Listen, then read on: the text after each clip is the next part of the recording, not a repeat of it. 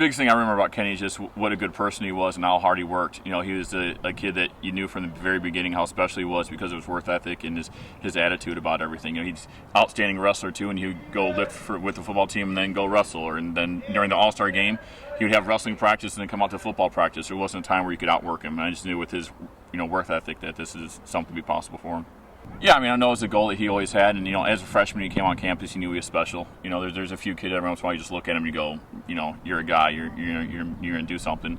And then when he put in his work ethic with it, you just knew that he was going to continue to progress and continue to get better. And when I call UCLA and check on him, to the coaches just say that he was doing everything the right way. He worked really hard, stayed out of trouble, took care of his classwork, ate right, worked hard in the weight room, and just kept progressing year after year. Yeah, I know I keep talking about the same thing about his work ethic, but that's just who he is. He has a hard hat, blue collar mentality. He's not flashy. He's willing to put in the work and grind. I think that if you look at a lot of successful NFL guys, that's what they've always had. They've had a level head, and they're able to stay in it because they work really hard all the time. They're not flashy or too full of themselves, and that's something we mean. Kenny is he's a real humble guy that continues to work hard every day.